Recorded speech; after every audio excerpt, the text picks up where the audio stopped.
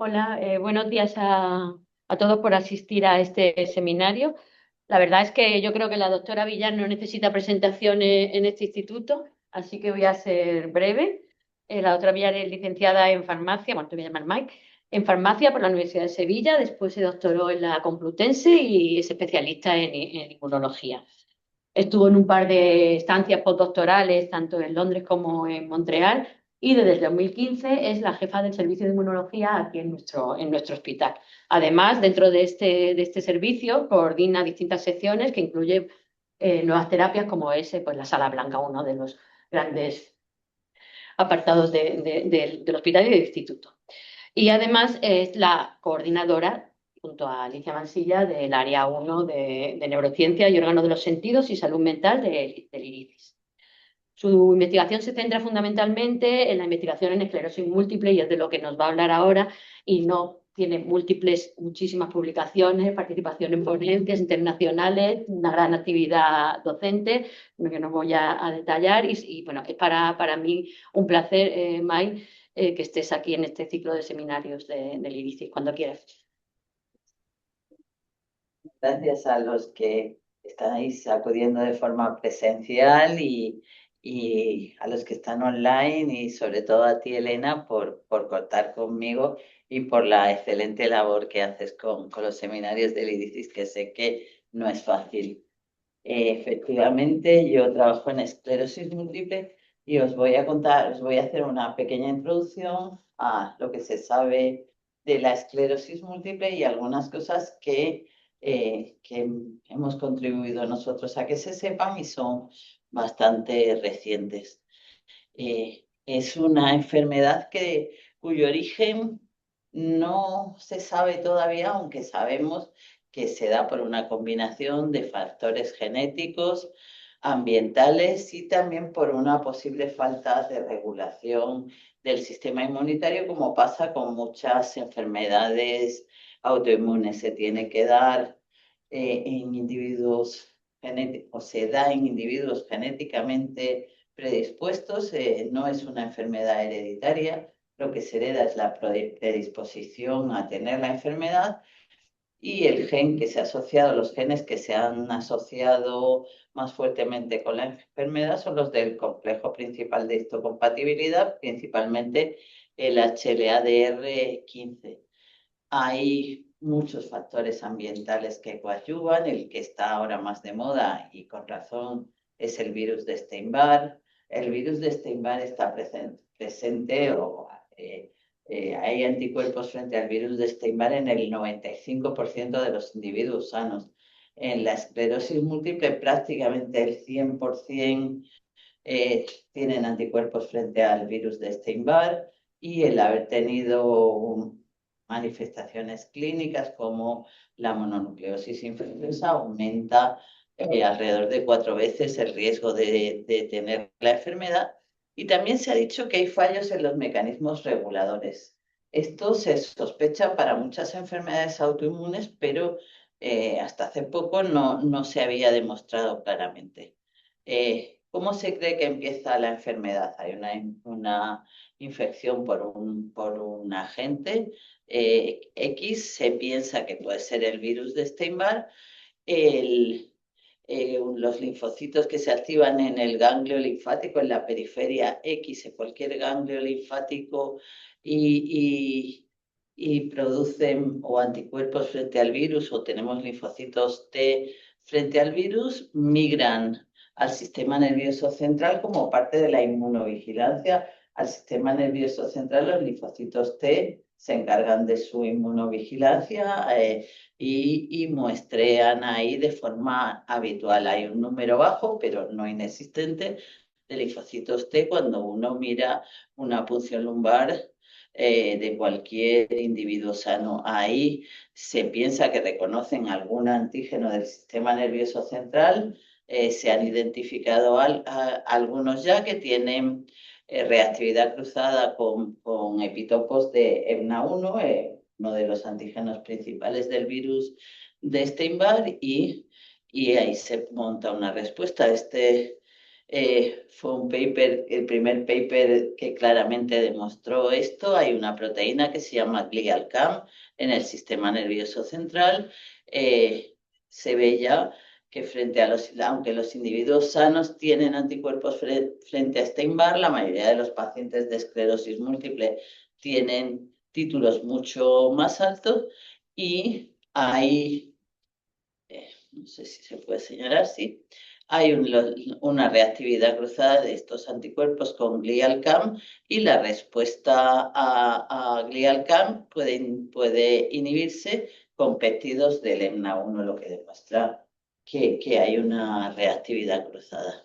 En cuanto al déficit de células reguladoras, se describió David Hafler, una persona que ha trabajado mucho con esto en Estados Unidos, dijo que los linfocitos T reguladores expresan de forma muy alta un receptor para la interleuquina 2, que es necesaria para la proliferación linfocitaria, y al tener esta expresión tan alta la secuestran e impiden la proliferación de linfocitos efectores. Se dijo que esta expresión es mucho más baja en los linfocitos de pacientes y por eso los efectores se activan tranquilamente, porque la IL-2 no es secuestrada y viene a activar estos. Esto se dijo durante un tiempo, luego no quedó tan claro. También se dijo que había déficit en linfocitos B reguladores, que son linfocitos que producen IL-10. Esto es un paper del grupo de Amit Baror, de Penn. Había un porcentaje más bajo de B reguladores en los pacientes que en los sanos, pero tampoco ha quedado claramente demostrado. Lo que sí que se sabe es que con esta hipotética falta de regulación, y esto sí que son muestras de pacientes donde se ve proliferan linfocitos T, CD4 y CD8 frente, en este caso eran TNF, IL-17, GMCS-alfa, sí, GMCSF solo, perdón, que son citoquinas proinflamatorias, y estas citoquinas, linfocitos que expresan también de linfocitos B produciendo TNF o GMCS-alfa o IL-6, son linfocitos muy activados que tienen a menudo estos pacientes, y estas citoquinas proinflamatorias, sobre todo TNF, contribuyen a permeabilizar la barrera hematoencefálica. Los linfocitos activados van ahí y son capaces de activar a los macrófagos y ser activados por ellos, y en un balance donde la regulación es pobre, se inclina a la activación, y esto termina produciendo un daño tisular directamente por los anticuerpos que producen los linfocitos B, que pueden fijar complemento, por la respuesta innata que produce especies reactivas de oxígeno o proteasa, o por los linfocitos TCD8 que pueden producir un daño axonal directo. Encima, las citoquinas producidas en la respuesta adaptativa activan a la innata, y esto es un problema porque la respuesta innata en la homeostasis tiene un importante papel reparador, pero no puede hacer las dos cosas a la vez. Si la adaptativa la activa, deja de reparar y se convierte en proinflamatoria, y además es capaz de secretar una serie de quimiocinas que atraen a nuevos linfocitos al sistema nervioso central y son capaces de expandir la respuesta. Y esto era todo lo que se sabía, pero esto no está muy... Quiero decir, todo esto pasa, pero no pasa igual en todos los pacientes. En la esclerosis múltiple hay pacientes muy activos que, si no se trataran rápidamente, acumularían mucha discapacidad, y pacientes con cursos relativamente benignos que pueden pasar años sin tener apenas acúmulo de la discapacidad. Y todos estos artículos se han publicado dando la espalda a esa realidad. ¿Por qué? Porque clasificar a los pacientes por la clínica hace que haya que esperar un tiempo. O sea, si tú clasificas a un paciente porque ha tenido una mala evolución, tienes que esperar a que haya tenido una mala evolución. Eso hoy en día ya no se puede hacer, los pacientes se tratan. Entonces, muchas veces la respuesta al tratamiento apantalla cómo es la evolución de la enfermedad, pero es importante saber cómo va a ser la evolución de la enfermedad, porque si un paciente tiene una enfermedad muy activa y le pones, hay como 15 tratamientos aprobados en la esclerosis múltiple y van desde lo que se considera eficacia intermedia, eficacia un poco más alta que intermedia o eficacia alta. Todos son eficaces si se ponen en el paciente adecuado. Yo más bien los definiría como tratamientos para pacientes con una enfermedad poco activa, actividad intermedia y actividad alta. Entonces, si tú haces la pareja inadecuada, porque al principio es muy difícil saber, el paciente va a fracasar al tratamiento. Entonces, esto se ha hecho hasta hace muy poco, el escalado terapéutico, y ahí muchos pacientes han adquirido discapacidades importantes. O puedes poner de entrada a todo el mundo alta eficacia, pero los fármacos de alta eficacia a menudo no son gratis, tienen más riesgo de efectos secundarios. O sea, poder identificar qué cosas, qué pacientes van a tener una mala evolución o buena y qué tratamientos deberíamos darles es algo muy importante en la enfermedad. Y esto empezamos a ver la luz al final del túnel cuando pudimos cuantificar neurofilamentos. Los neurofilamentos son el componente fibrilar más importante en el citoesqueleto de los axones. Forman redes helicoidales de 3 proteínas que por su peso molecular se conocen como cadena pesada, intermedia y ligera. Y los neurofilamentos, cuando hay un daño axonal, estas redes helicoidales se desestructuran y forman monómeros que van al espacio intracelular, de ahí van al líquido cefalorraquídeo y en una proporción mucho más baja, aunque proporcionada a lo que vemos en líquido, a la sangre.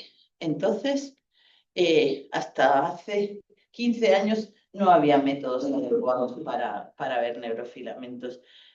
Un grupo de gente, como bien ha dicho Elena, una de mis estancias fue en Londres, en el Institute of Neurology, y de gente que habíamos trabajado ahí, estábamos en otros centros de investigación, nos propusimos poner a punto un método para medir los neurofilamentos de forma adecuada y lo conseguimos que los valores altos fueran altos en todos los laboratorios, los bajos fueran bajos y tener una buena herramienta para medir esto. Y cuando la tuvimos, rápidamente nos pusimos a trabajar con ellos. Por ejemplo, este es un paper de nuestro grupo, vimos que claramente se asociaba con la actividad radiológica y con la actividad clínica. Este también es nuestro en colaboración con el grupo de Vallebrón, donde vimos que niveles altos al principio se asociaban modestamente con la atrofia, o sea, la pérdida de volumen cerebral a un año, pero muchísimo mejor con una R de 0,9 a 5 años. O sea, claro, si estás perdiendo neurofilamentos, si estás perdiendo axones hoy y no haces nada, dentro de 5 años vas a haber perdido un montón. Y también vimos que esto era un tratamiento de alta eficacia que nos podían monitorizar, esto lo vio el grupo del Karolinska, nos podía monitorizar eficacia de tratamientos, o sea, un paciente tratado con natalizumab, que es un fármaco de alta actividad, podía llegar a tener, los pacientes podían llegar a tener valores no distinguibles de los individuos sanos. Y hasta ahí se pudo hacer, se vio que esto podía ser un factor pronóstico en líquido, pero uno no puede hacer punciones lumbares para seguir a los pacientes a lo largo del tiempo. Entonces era muy importante hacerlo en suero. Y eso no se pudo hacer hasta 2016, que descubrimos una plataforma, lo descubrió un amigo, Jens Kuhle, que trabaja en Basilea, en el Instituto Basel, que esta plataforma que se llama SIMOA, Single Molecular Array, por cómo mides una plataforma que es capaz de medir femtogramos y ahí ya se pudo mirar neurofilamentos en líquido. Cuando se miraba por ELISA la comparación entre líquido y suero, solo se veían en suero los muy altos. Cuando se hacía por quimioluminiscencia un poco mejor, pero tampoco, solo se pudo ver de forma proporcional cuando miramos con Simoa. Y con Simoa se han visto cosas como que pacientes hasta un año antes de debutar tienen valores más altos que individuos sanos y un año después mucho más. Y, y aquí se veía que ya había una PEP de 0,04, pero hasta 6 años antes ya los pacientes muestran daño zonal. Por eso es muy importante diagnosticarlos pronto porque hay una fase prediagnóstica. La enfermedad no se diagnostica casi nunca al inicio, hay un tiempo en el, hasta que esto llega a un sitio adecuado. Hay una cosa que se llama síndrome radiológico aislado, donde a alguien se le hace una resonancia por algo que no tiene nada que ver con una sospecha de esclerosis múltiple y cuando la ven las lesiones cumplen unos criterios bastante estrictos, se llaman criterios de Okuda. Las lesiones son muy típicas de la esclerosis múltiple. Pues bien, se ha visto que en esos pacientes que todavía no han tenido clínica, el tenerlos, esto es un paper que publicamos también con Vallebron el año pasado, tener, tener los neurofilamentos altos se asocia muy, muy bien con el inicio de la clínica. O sea, tener los que lo tienen bajo, la proporción que hacen clínica es mucho menor y tarda mucho más. Y esto es muy importante porque las otras cosas que se asocian con la clínica, que esta era nuestra parte del estudio, se hacían en líquido cefalorraquídeo. O sea, uno en suero puede tener ya una idea después de una resonancia casual que suena a esclerosis múltiple de lo que va a pasar ahí. Pero no solo es eso, cuando el 90% de los pacientes debutan con lo que se llama un síndrome clínico, se llamaba, porque ahora en los nuevos criterios enseguida se puede diagnosticar, pero hasta hace poco, un brote que sugiere que podría ser esclerosis múltiple. Esta es una corte histórica de la gente de Ottawa, en Canadá, y ellos veían que tener y tiene la ventaja de que estos pacientes se siguieron todos con tratamientos de baja eficacia, con lo cual nos da idea de casi historia natural de la enfermedad. Entonces se veía que tener neurofilamentos altos o niveles intermedios en esas condiciones se asociaba con llegar muy pronto a una discapacidad que ya demuestra que la enfermedad no es benigna o a formas progresivas de la enfermedad donde el paciente ya no tiene periodos de remisión entre los brotes. O sea, claramente esto parecía indicarnos a pacientes activos. Bueno, algo es algo. Este es un artículo nuestro que publicamos en JAMA hace un par de años, donde vimos que los pacientes, lo mismo que había visto en el artículo anterior, si tenían valores altos de neurofilamentos, llegaban antes a tener discapacidad y llegaban la discapacidad en la esclerosis múltiple se mide con la escala EDSS y el EDSS-3 es cuando ya la enfermedad no se cataloga como benigna. Entonces llegaban mucho antes a un EDSS de 3, pero si uno le trataba a estos pacientes con fármacos de alta eficacia, como pasaba aquí, esa diferencia se abolía. O sea, nosotros no solo vimos que esto nos identifica a pacientes muy inflamatorios, sino que estos pacientes pueden responder bien a terapias de alta eficacia. Pero muy pronto, porque la esclerosis múltiple tiene dos partes, como os he dicho, los linfocitos llegan al sistema nervioso central y la respuesta innata se activa. Hay un marcador muy interesante, los activadores de microglía generalmente tienen el problema de que hay macrófagos fuera del sistema nervioso central y ver activación de la microglía en suero y atribuir eso al sistema nervioso central es muy complejo. Pero en cambio, los marcadores de astroglía, que también se consideran como células en parte de la respuesta inmune innata, sí que son mucho más específicos del sistema nervioso central y de nuevo con el SIMOA pudimos verlos en suero y entonces niveles altos se asocian con astrogliosis y con activación de la astroglía. ¿Y esto por qué es importante? Porque en la enfermedad hay dos tipos de aumentar la discapacidad. Una que se asocia principalmente a los brotes, a tener nueva actividad inflamatoria aguda, y otra que no se asocia a los brotes, es discapacidad independiente de los brotes. Y se creía que aquí la respuesta innata podría tener un papel, pero tampoco esto se conocía hasta hace nada, 2 años. El primer paper que demostró que tener las dos cosas activadas era peor que tener una sola fue este, del grupo de Jens Kuhl, donde vieron que aquí vieron pacientes que hacen aumento confirmado de la discapacidad.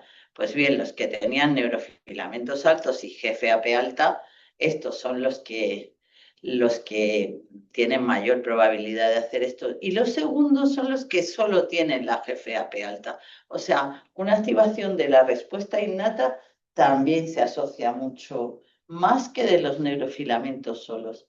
¿Por qué? Porque la respuesta innata es inespecífica. Cuando cuesta mucho activarla de manera de tener una activación consolidada, pero una vez que lo está, produce especies reactivas de oxígeno, proteasas, y esto hace un daño continuado y esto es así. ¿Y qué mecanismos se decía que se asociaban con esto? Pues la infiltración linfocitaria son responsables de una inflamación aguda, atraviesan la barrera, se acumulan generalmente alrededor de los vasos, ahí hacen lesiones y serían responsables de aumentos bruscos de neurofilamentos, mientras que los que se llama slowly expanding lesions, que están rodeadas de microglía y donde aquí lo que se está haciendo es eso, un daño lento, se le llama smoldering disease de muchas formas, junto con acúmulos de linfocitos B que se dan en las meninges y que parece que son muy importantes para mantener estas slowly expanding lesions. Estas pueden ser los responsables del RAU, de la discapacidad asociada a los brotes, y estos del PIRA, la discapacidad independiente de los brotes. Este es otro paper que publicamos nosotros hace un año en Brain, donde clasificamos a los pacientes por los neurofilamentos y la GFAP a la vez. Tener las dos cosas bajas, eso es lo mejor, para el RAW como para el PIRA. Si todo lo tienes bajo, perfecto. Si tienes neurofilamentos altos, independientemente de cómo tengas la GFAP, tú vas a tener RAW, tienes mucha más probabilidad de tener RAW. Pero lo que se asocia con más probabilidad de tener PIRA es tener la GFAP alta sola, sin neurofilamentos. Esto quiere decir que la respuesta se ha confinado en el sistema nervioso central y ya los linfocitos no están, que es lo que son modulados por los tratamientos, no están entrando ahí y por tanto es más difícil actuar sobre esa respuesta. O sea que sí que vimos, la GFAP, sí que lo demostramos, se asocia con el PIRA. Y en conjunto, ¿qué pasa? Pues tener cualquier combinación que no sea neurofilamentos y GFAP baja, cuando miramos el riesgo de alcanzar una discapacidad, pues da igual. Todas son de mal pronóstico. Pero es importante identificarlas porque estas, tener esto alto se asocia con tener mucho linfocito activado y para eso funcionan muy bien los tratamientos que tenemos ahora en la esclerosis múltiple. Mientras que para esto hay nuevos tratamientos que están comenzando ahora, los inhibidores de la BTK, y sería bueno saber si esos pacientes responden a eso. Estamos ya en algún steering committee de estos ensayos y vamos a presentar los primeros datos de GFAP en el próximo Congreso Internacional de Esclerosis Múltiple y bueno, pues estamos muy esperanzados con eso. O sea que no vale decir qué más me da lo que tenga el paciente porque es importante saber lo que tiene y porque además queríamos saber qué pasa con la enfermedad. Entonces, lo que hicimos fue estudiar una cohorte de pacientes con esclerosis múltiple y una serie de individuos sanos que fueron muchísimos voluntarios, la gran mayoría gente del hospital, de los servicios de neuro, de inmuno y todo el que pasaba por allí, sus familiares, lo tengo que agradecer. Y bueno, pues estos son los pacientes que tenían, aquí juntamos todos los que tenían neurofilamentos altos, lo que tuvieran o no GFAP alta, porque no encontramos diferencias entre ellos. O sea, teníamos las dos cosas bajas, neurofilamentos altos y solo la GFAP alta. Estos eran claramente más inflamatorios y es por lo que se caracterizaban. Entonces vimos que había una serie, comparados con individuos sanos, la esclerosis múltiple tiene muchas cosas en común. O sea, tiene células 4 efectoras, obvio, porque ya sabíamos que se activan los linfocitos CD4. También células CD8 efectoras, linfocitos B de memoria y linfocitos B presentadores de antígeno.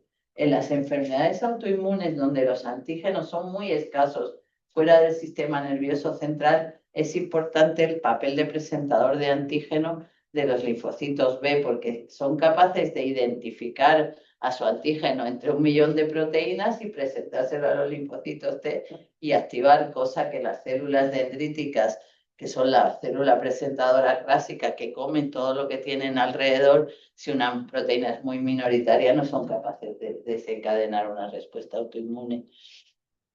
Luego vimos células productoras de citocinas inflamatorias y claro, todos, o sea, tuvieran neurofilamentos altos, bajos o igual, cuando uno aísla linfocitos, los cultiva con cantidades subóptimas de PMA e ionomicina, que son lo que usamos para linfocitos que ya están preactivados.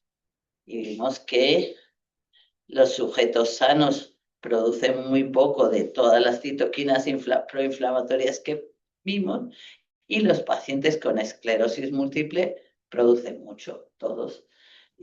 Además, los pacientes que tenían neurofilamentos altos producían linfocitos CD4 y CD8 que tenían elevados linfocitos CD4 y CD8 que producen GM-CSF, que es una citoquina que activa especialmente a la respuesta innata. O sea, si el paciente es muy inflamatorio, va a activar de forma preferente a la respuesta innata y va a pasar de tener solo una respuesta aguda a tener una respuesta confinada al sistema nervioso central. Pero además quisimos ver las células T reguladoras por todo esto que se ha polemizado. Hay un receptor de alta afinidad de las células T reguladoras que es un trímero de 3 proteínas, CD122, CD132 y CD25, y lo tienen las células T reguladoras y las células T efectoras. Y hay un receptor de afinidad intermedia, que es un dímero, solo 122 y 132, que lo tienen preferentemente las células NK. Y eso es importante porque si uno, por lo que sea, los linfocitos T, hay un problema, están agotados, siempre pueden proliferar las células NK, que son una segunda línea de defensa. Entonces nosotros miramos de momento las células reguladoras y vimos que pacientes que tenían neurofilamentos bajos y GFAP baja tenían el mismo porcentaje que los sanos, y pacientes que tenían solo la GFAP alta, no son muy inflamatorios, igual el mismo porcentaje que los sanos. Pero los pacientes que tenían neurofilamentos altos, aquí había una bajada muy considerable de células reguladoras. O sea, que sí es cierto que hay un problema, pero no en todos los pacientes, en los más inflamatorios. Si tú eres muy inflamatorio, vas a tener no solo un aumento de células efectoras, sino además una bajada de células reguladoras, doble de efecto. Y esto pasa también en el líquido cefalorraquídeo, es muy importante. Ahí no hicimos controles sanos, ninguno se dejó, gente poco comprometida, pero sí que teníamos al grupo NLGL, que ya habíamos visto que era igual que los sanos en la periferia, y aquí vimos que claramente aquí había una bajada muy significativa. O sea, también en el sistema nervioso central pasa eso. Entonces miramos a las NKs, claro. Si la célula que está secuestrando a la IL-2 no está, ¿qué pasa? Que las NKs están más en los que esto no solamente tienen un problema de falta de células reguladoras y muchas células efectoras, sino que además tienen a las NKs aumentadas, y sobre todo las que expresan CD122, que son la mayoría, pero que está claro que están expresando el receptor para la IL-2 y están proliferando. O sea que esto nos identificó los mecanismos que desde la periferia ya inducen una enfermedad altamente inflamatoria en la esclerosis múltiple. En cambio, en los pacientes del grupo NLGL, esto fue muy interesante porque, por supuesto, tenían las T reguladoras, como ya hemos visto, como los sanos, pero además tenían un aumento bastante significativo de unas células NK que expresan este receptor NKG2A, y que son células reguladoras. No son células, no son NKs activadoras, sino reguladoras. O sea, tienen un mecanismo regulador extra que no se ha descrito prácticamente en enfermedades autoinmunes hasta ahora, porque hasta hace poco usábamos como NK reguladora el CD56 Bright, que se ha visto que es un marcador muy malo porque se modula. Pues usando esto ya se ve que tener esto elevado es una señal de buen pronóstico. Pero lo que no pudimos encontrar fue, aparte de las subpoblaciones comunes, nada que se asociara con esto en la periferia. Entonces pensamos que esto tal vez se debía a que en estos pacientes la respuesta está más confinada al sistema nervioso central. Y entonces hicimos un estudio con más pacientes aún, todavía pillamos algunos sanos más, y sobre todo a muchos más múltiples, con Olink, que es una plataforma de proteómica que está dando muy buenos resultados y que nos gustó mucho. De nuevo, lo único que pasaba, aquí sí que dividimos a los pacientes que tenían neurofilamentos altos y GFAP baja, y neurofilamentos altos y GFAP alta, que eran estos. Y ya con nuestros 4 grupos y los individuos sanos empezamos a mirar. Y empezamos a mirar cosas en periferia que se asociaban sobre todo con este grupo, con tener solo la GFAP alta. De pronto miramos esta citoquina FL3LG, que se asocia con la activación de células dendríticas con presentación antigénica, que en estos bajaba. O sea, aquí como que estaba modulándose la presentación antigénica. Esta molécula, que se asocia con el TNF, es otra citoquina proinflamatoria, también bajaba en estas células.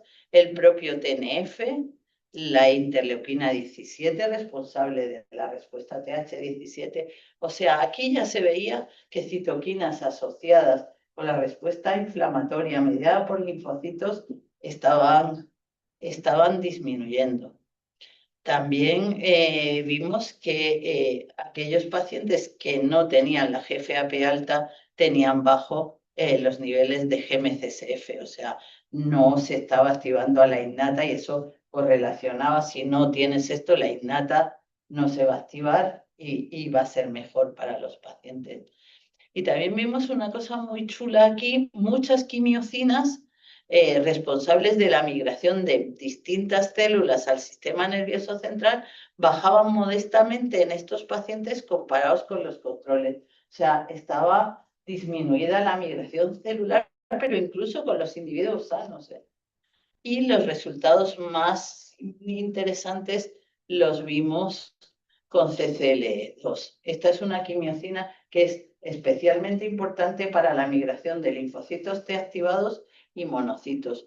Pues en este grupo de pacientes estaba disminuida en comparación con todos los demás grupos. O sea, y con los sanos, por supuesto. O sea, estos pacientes tienen impedido, es como que la astroglía está dando una serie de señales de aquí no quiero, que estamos en otra fase de la enfermedad, no necesito migración linfocitaria. Pero es muy importante porque si la astroglía se activa, los procesos de reparación van a ser dañados y en estos estudios de Olink también vimos marcadores de reparación como el epidermal growth factor, que es muy importante para la reparación de la mielina y que vimos que tanto en los que tenían neurofilamentos altos y GFAP alta como en los que solo tenían GFAP alta, en el momento que hay astrogliosis, que hay activación de la astroglía, el epidermal growth factor baja muy significativamente. Y esto lo corregimos, obtuvimos